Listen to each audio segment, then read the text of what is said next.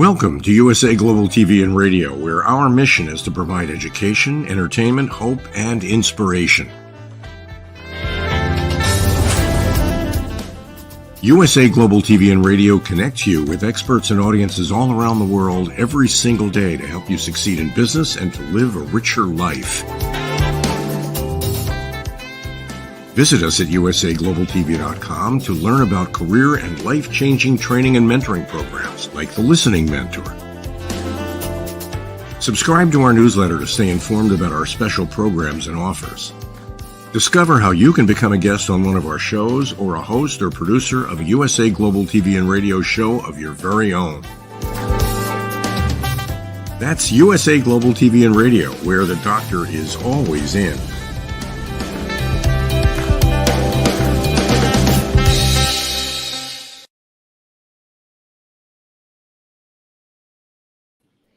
Hello, everyone. Welcome to USA Global TV and Radio. This is Stories of Hope, Inspiration, and Overcoming Adversity. Our topic today is how people may unknowingly judge us when we face adversity. I'm Dr. JACALYN KERBECK, and the star of our show, Mr. Doug Lawrence, is here. Welcome, Doug. Hello, everybody, and hello to our listening and viewing audience all over the world. Thank you for being a part of our show this morning, this afternoon, depending on where you are. And we hope that you'll be able to take something away from this conversation that we're about to have. Absolutely, Doug. I always feel like I'm at a workshop at a retreat, or I'm somewhere with you. We're sharing all these ideas. And I know for me, it's very helpful. So thank you. I hope you feel the same, and so does our audience. I do. And you're the sort of person that you make it so easy to have a conversation. And in some cases, the conversations like the one we had on the last show was very, very, very deep. So thank you for that as well. Well, thank you. I appreciate it. Being here behind the green screen by myself, it's nice to be able to have a conversation, even if it is live and we are across the screen. It's really beneficial. So one thing I want to bring to light before we really dive into this topic is how we, me included, unknowingly, sometimes knowingly, we have expectations of people.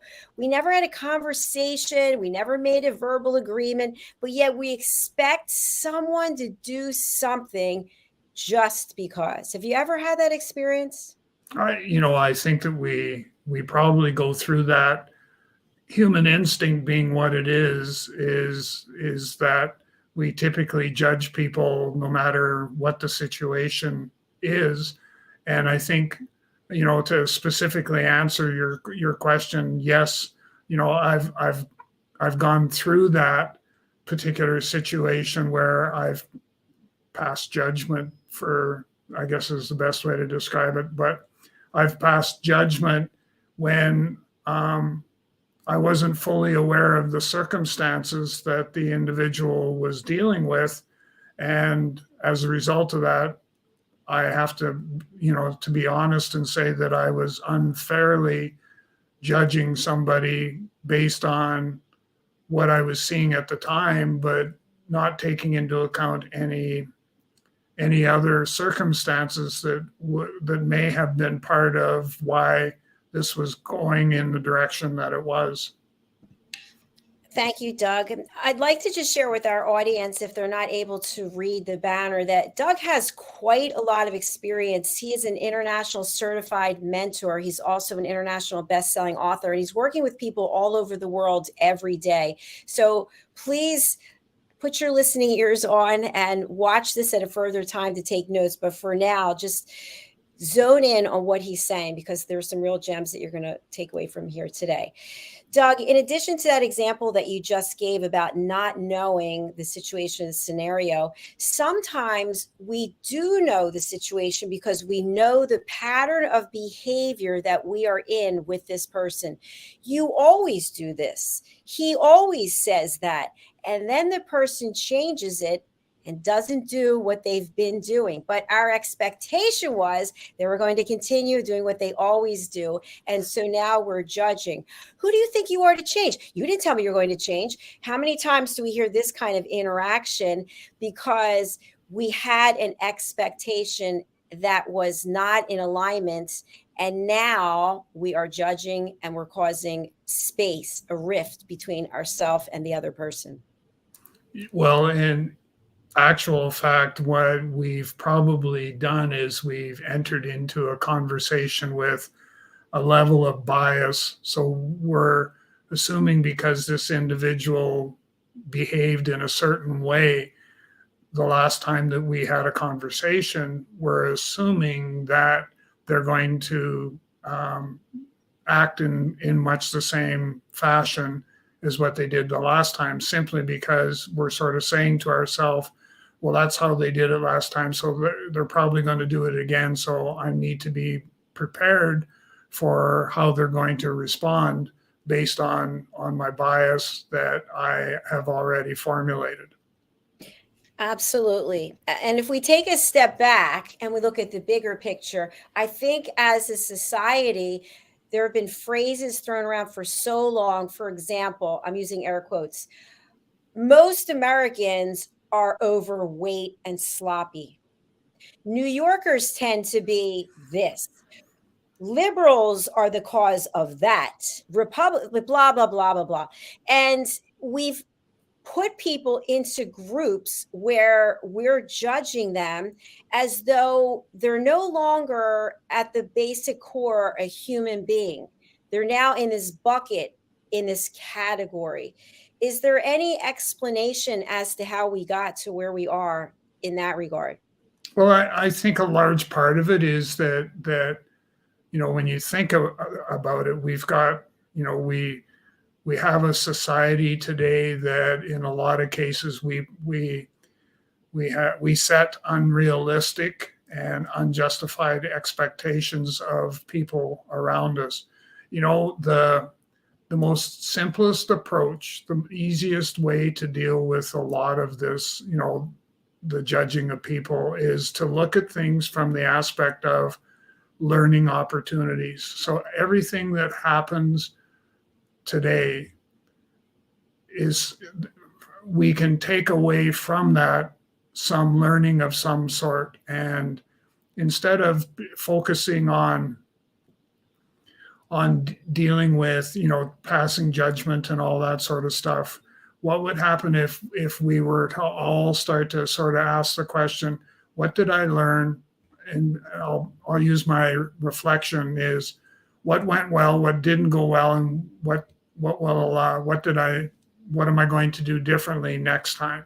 And if I use that approach, I'm going to mitigate the amount of passing judgment that's taking place, because I'm putting myself in a position of managing a situation versus it managing me. And so being able to reflect back on previous situations and then formulating a learned strategy to go forward, I think is the path to take, rather than passing judgment on people without all the information.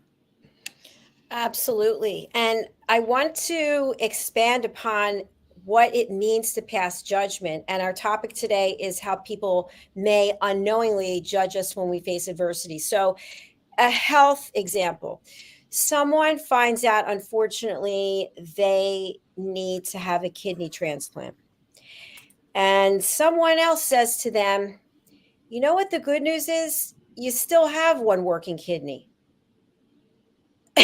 Person's like, what are you talking about?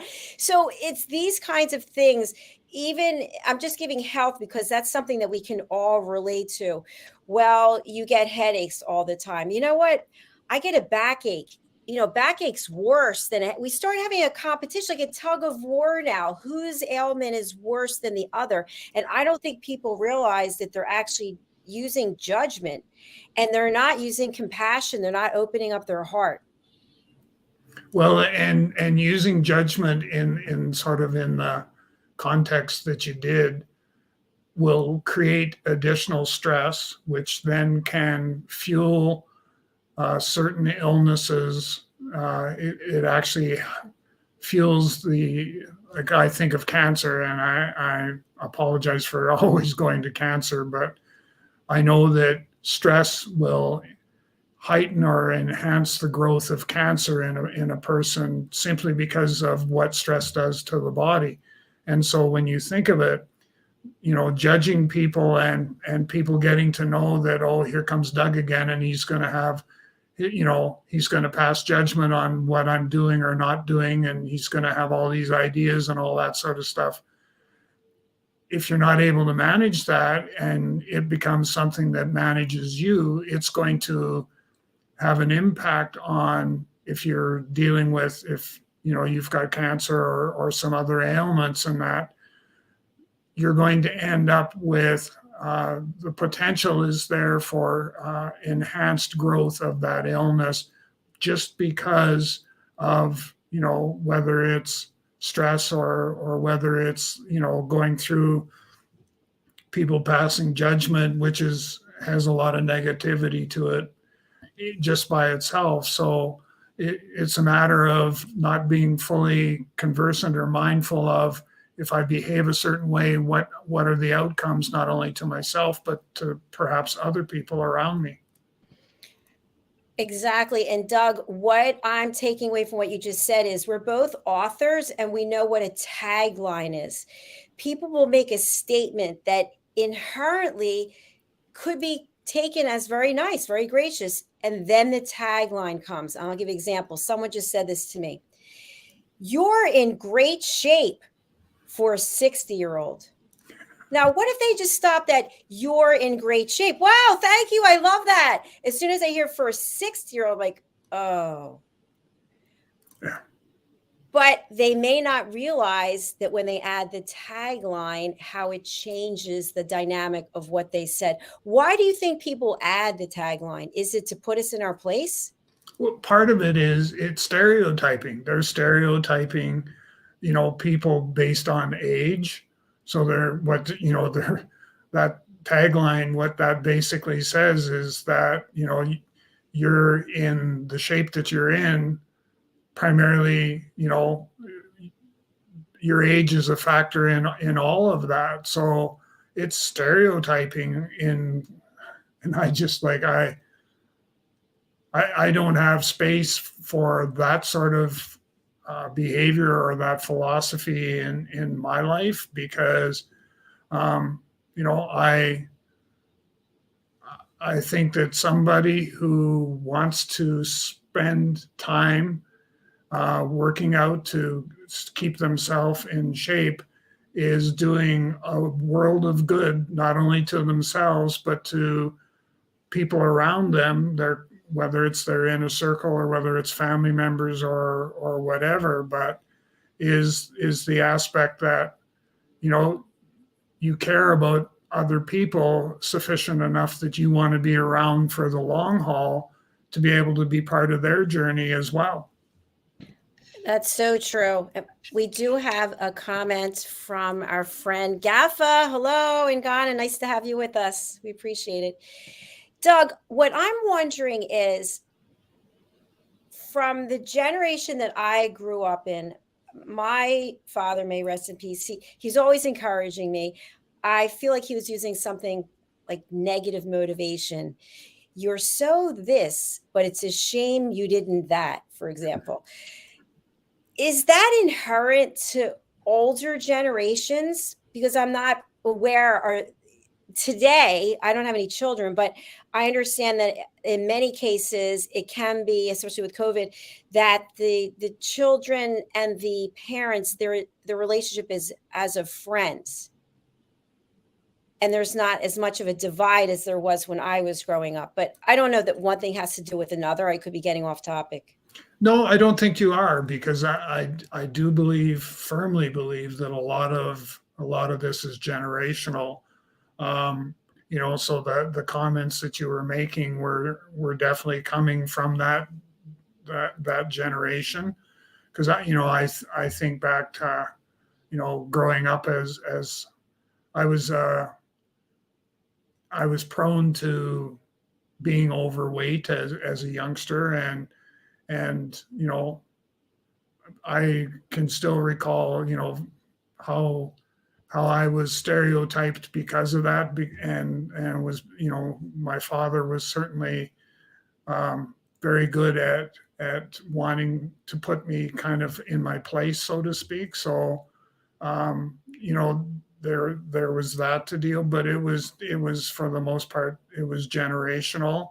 And when I think back, there's a whole bunch of different things when I think back to their generation, that it was one of lots of partying, lots of drinking, and all that sort of stuff. And that there's outcomes that come from that. And there's health related outcomes that come from that.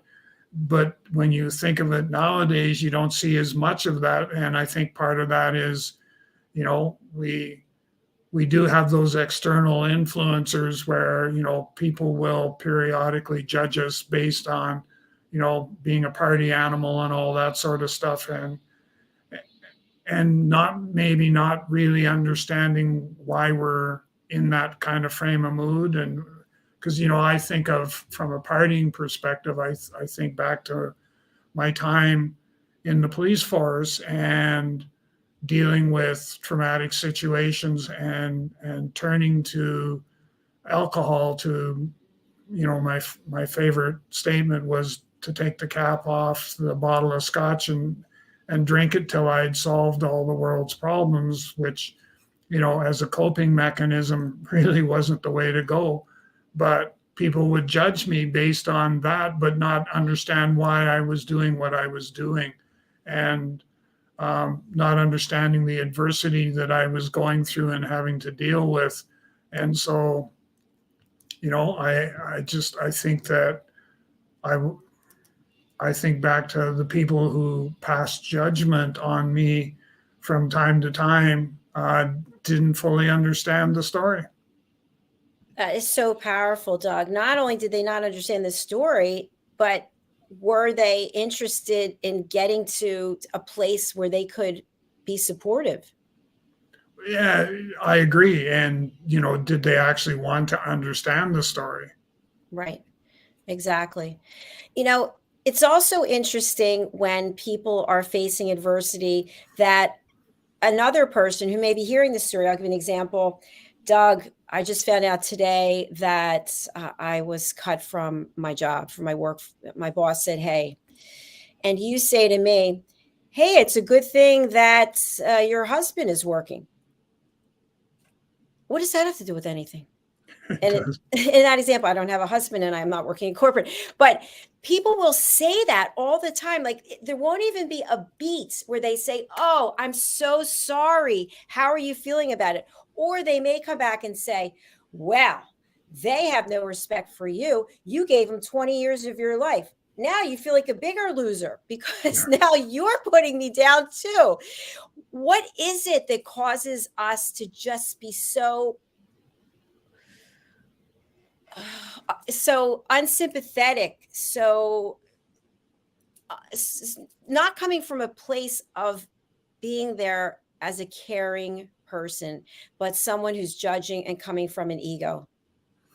Well, definitely. But I think that we have to take a look at this, from society as a whole. And, when we were talking backstage, one of the comments that I had shared was human instinct is to actually judge people. So it's so easy. And a large part of that is when you think of the context of judging people, it's very much a negative place to be in. And what I'm seeing is that we have to work just that much harder at being positive nowadays because of everything that's going on around us, that if we choose not to, then that's when we start to see we start to see where people are starting to pass judgment more frequently, and they are passing judgment without the full understanding of the situation and all of those things. So, I see that that's something that we need to be mindful of and understand that that's just the direction that society is going, and you can either be part of the solution or part of the problem. I think that's such a great point that you shared. And to take that to another layer is, I've shared before, I don't watch mainstream television, but it'll be on in the house and I'll hear it. And there's a number of pharmaceutical commercials that run over and over again, and life insurance commercials that run over and over again.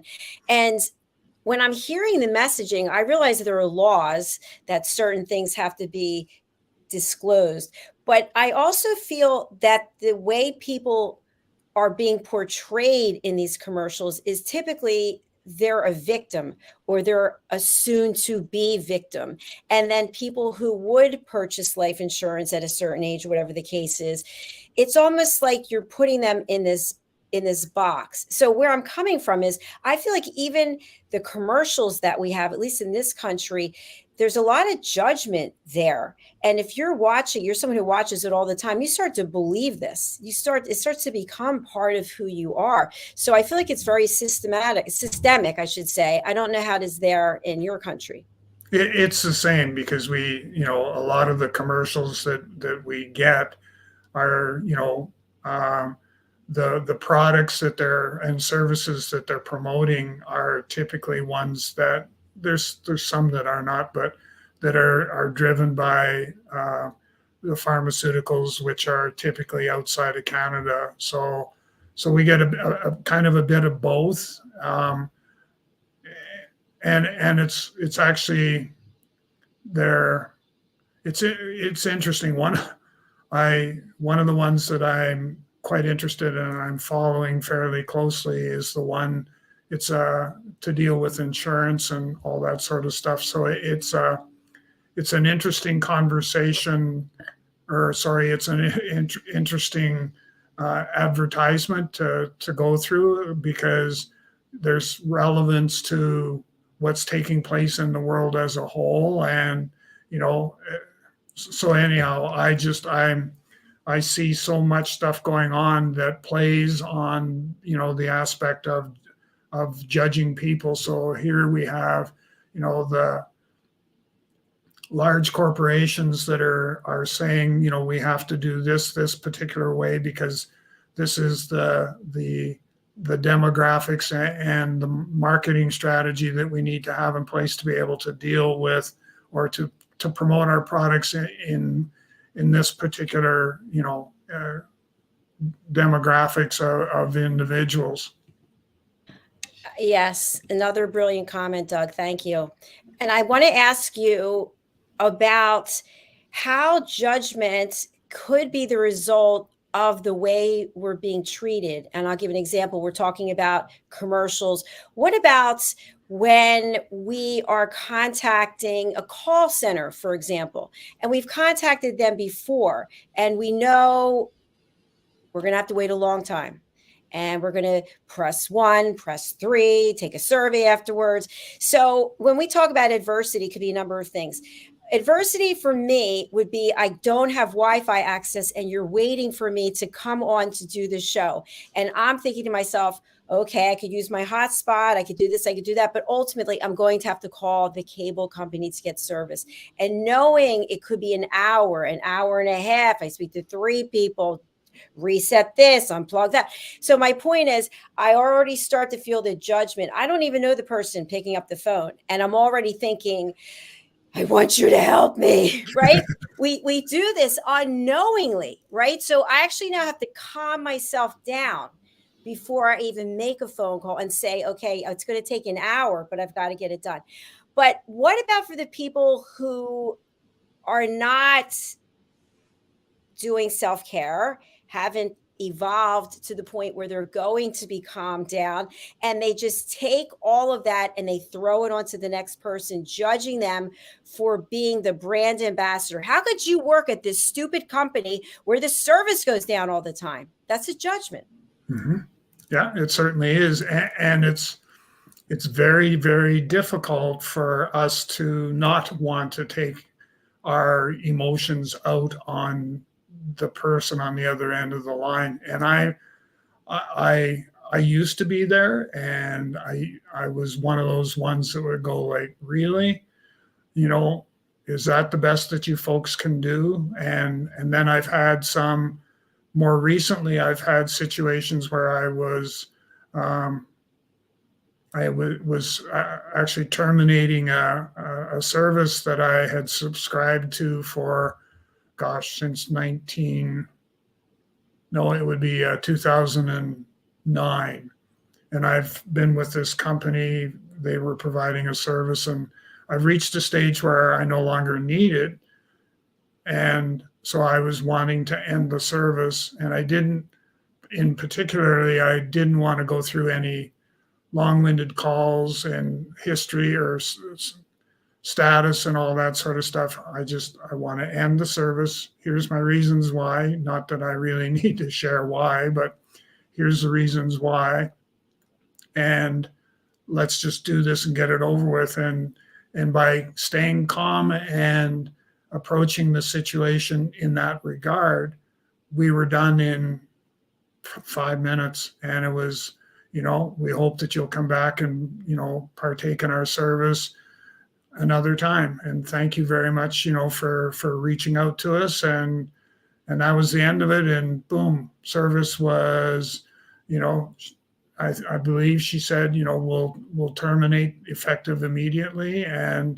But just want you to know we're always here for you if you want to come back. And so, a positive experience, but it could have been one that was negative if I would have, number one, had bias. Number two, would have been already judging the person on the other end of the line, even though I've never had an experience with them before. Yes, I'm so glad you brought up the word bias, because there's so much going on as humans, right? So many things that we're processing at the same time. And it comes back to expectations. Your expectation might have been that you've enjoyed the service and now you no longer need the service. So please let me cancel the service. And on the other end, they could have handled it very differently. But as a result of handling it that way, you may very well likely recommend someone else for their service. And so I think that that's really a key point. I just had something happen literally yesterday where I needed to cancel a service because I'm no longer in that state. I'm not going to be using the service. So I was told I have to fill out a form. Someone's going to call me. I'm going to have a voice conversation, and this could take a week. And I'm thinking, I'm not happy about this. I'm not happy about this because now there's other steps that I have to do. Why do I need to do the other steps? Because I probably will come back, but now you're giving me reasons not to. Yeah. So I think that also causes a judgment, because then in the next encounter with someone else, I may think, okay, how many forms do I have to fill out? And that might not be fair to the next person. But it's human instinct, right? Those are the things, when you think back to both situations, what you shared, what I shared, there was always a common underlying thing there, which was, the whole idea of being able to, to deal with adversity that we're going, obviously facing, and understanding how we're going to deal with that, and then be able to move on. And we're both in a place where we've learned from past experiences, and as a result of that, we're in a place where now we can, deal with things a little bit better. And also, I would like to tie on to better, maybe with a different set of eyes or from a different perspective. Yes, I would agree with that. Yeah, definitely. Yeah.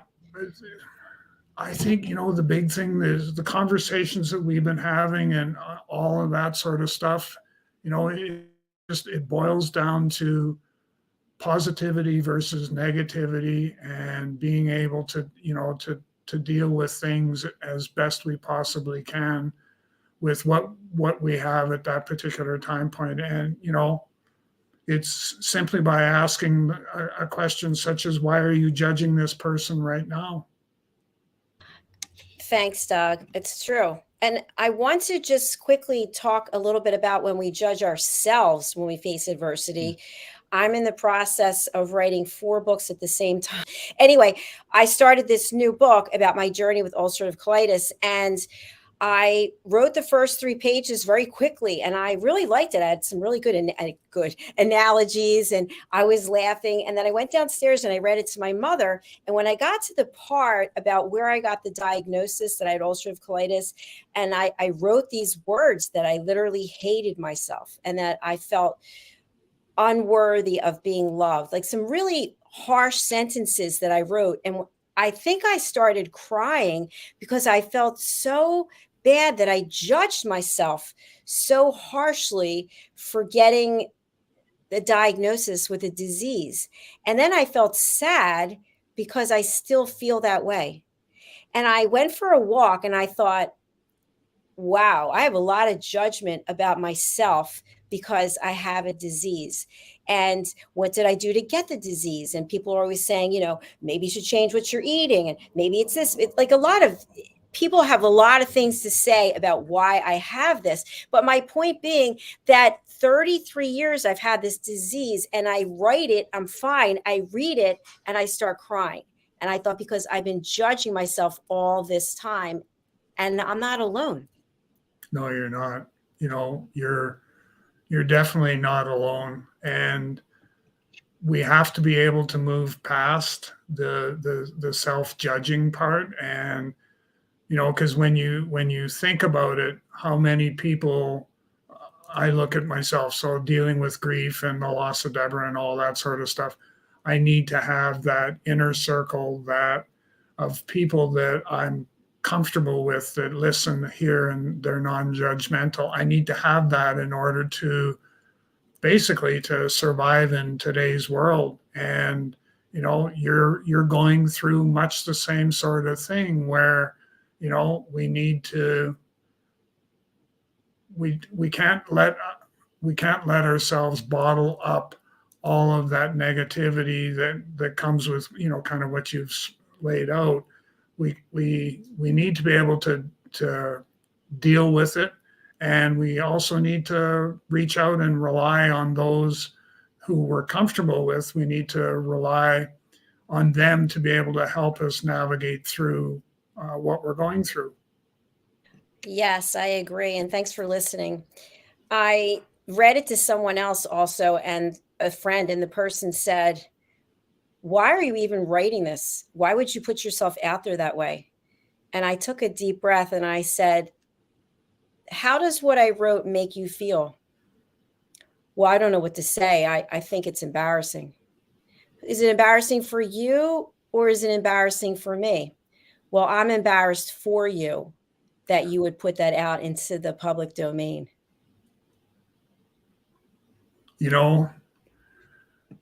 Writing what you're, and having not read it, I'm going to make a couple of assumptions here, but writing what you're writing is part of the therapy that you need to go through to deal with the illness that you're battling.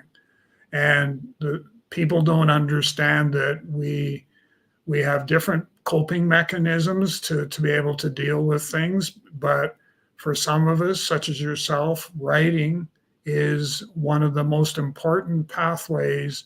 And writing, and even, I've said it a number of times, but is the fact that even podcast, sharing lived experiences on podcasts are those two are both one of the more powerful therapeutic steps that we can take as individuals today. And I'm sorry that somebody doesn't understand that, and I'm sorry that you feel the way you do, but we have to take care of, as I always put it, I have to take care of number one. And if number one for me to be able to feel that way is doing podcasts or writing or anything in that sort of that genre, then I'm going to do what I need to do to take care of me and not be concerned about what other people are saying that, well, you shouldn't be doing that, or you shouldn't do this, or you shouldn't do that. there are no shoulds in life, and I'm going to bloody well do what I want. Amen to that, Doug. I love that. I think that also brings up something else, which is even when we don't ask for feedback, people are always giving feedback. Always. I don't know if you get this as an author, but I've gotten this many times. Wow, I see you have a number of books out. How much money are you making? Well, I'm not making very much money. Why would you waste your time? Because I'm not doing it for the money. Why else would you be doing it? Because I blah, blah, blah, blah, blah. Well, I think that's stupid. Thank you. I didn't ask you what you thought. And you don't have to write any books. You don't have to read my books. You don't have to buy my books. Well, I just think that someone like you, what does that even mean? Should be doing something better with their time than writing books.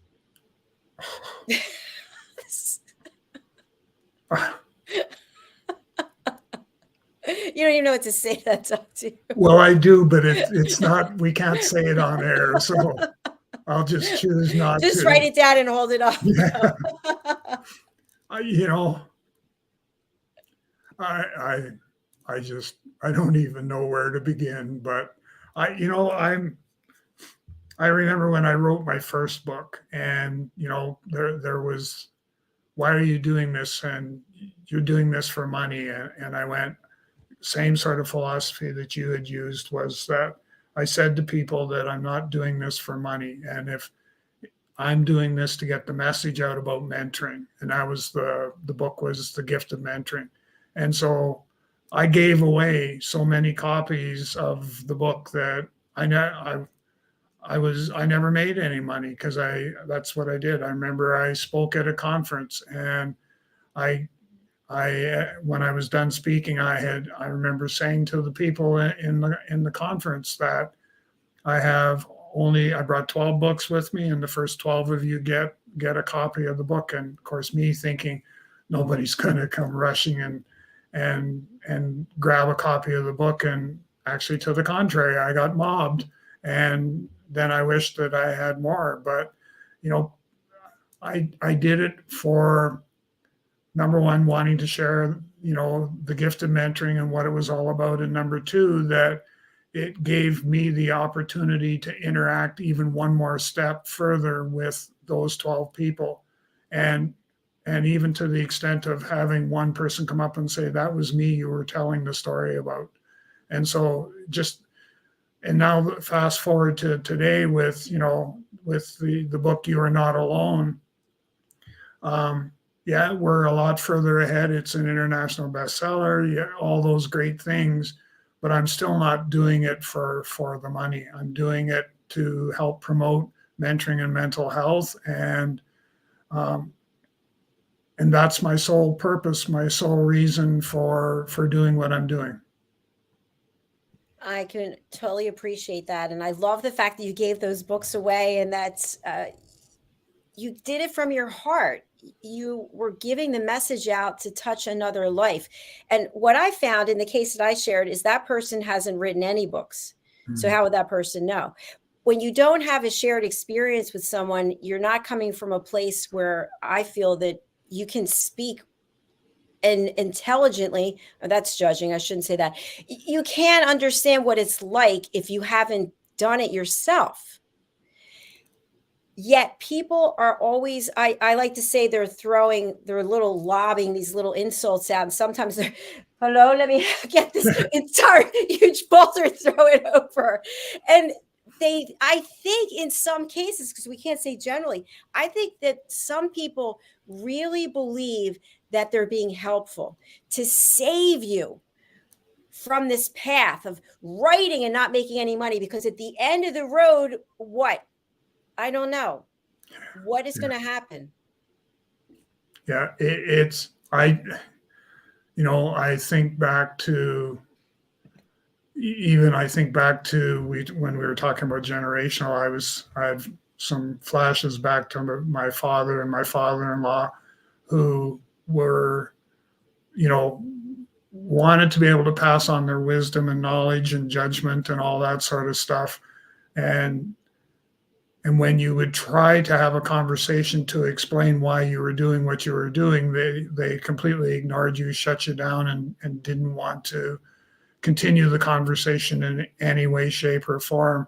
And I see that, you know, they'd already passed judgment on, you know, what it was that I was doing, or it could be a combination of a whole bunch of different things, but they'd already passed judgment based on what their philosophies and what their beliefs were as far as what you what you could be doing, where you are in your life at this particular stage. So it comes back to the whole aspect of human instinct is to judge people. And if we don't put ourselves in the other person's shoes, then we're not really being fair in if we're thinking of passing judgment.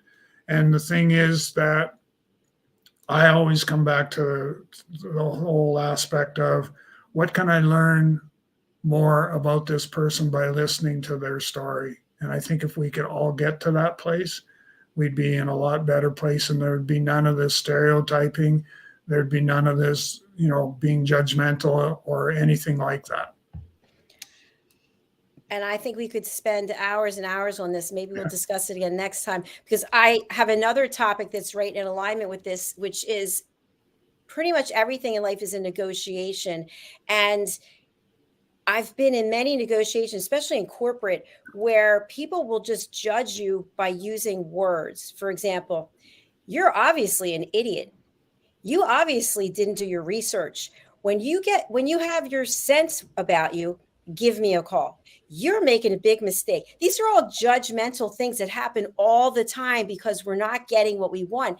And the bottom line is we're not getting what we want because we're not giving value to the other person. The person doesn't see the value in it. So now we insult them to make ourselves feel better because we didn't get what we wanted. Well, and what we want is we want that person to acknowledge that we are right, and you know that our opinion is the one that counts the most. So, you know, just kind of follow along and do as I'm doing or do as I say, and we'll get along just fine. Whew. Doug, I'm telling you what, we are the 2 hours that we spent together almost, it's a lot of important, deep subjects. I don't know about you, but I feel exhausted and rejuvenated at the same time. I'm not sure which goes which, but it's really important, these things that we're discussing. And I would just hope that one person out there takes something away from what we're sharing, because you and I do the work. We continue to do the work, and we are here in and of service to help other people. Would you like to read from your book for us as we close out today? I can certainly do that. And could you hold up your book for those who haven't seen it? I'll do this first. Thank you. And then I'll see what I got here.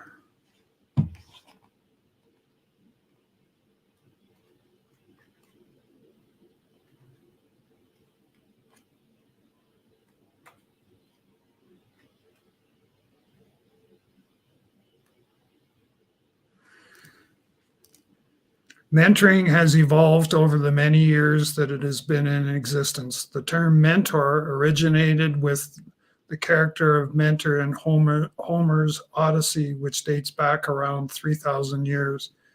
In this epic story, the hero Odysseus entrusts his young son Telemachus to the care of Mentor, his trusted companion. Mentor is able to encourage and support Telemachus in discovering what has happened to his father and help him return to his kingship after many years away. This history of a person who is able to support and encourage a young person to grow and mature is where we get the term mentor today. Fantastic. Thank you, Doug. Another powerful episode, I feel. Yeah, it was a real good, because we, you know, it stimulates the thought process for, I hope, a lot of our listeners and viewers, in that you don't need to be judgmental, that there are different approaches or pathways that you can take that are going to get better outcomes than by passing judgment on somebody else. So I hope that you take that away from today's show, and we look forward to having you with us next week. Absolutely. Thank you. And Doug, one thing I'd like to just add is, and you said this towards the beginning of the show, many times we don't understand what's going on.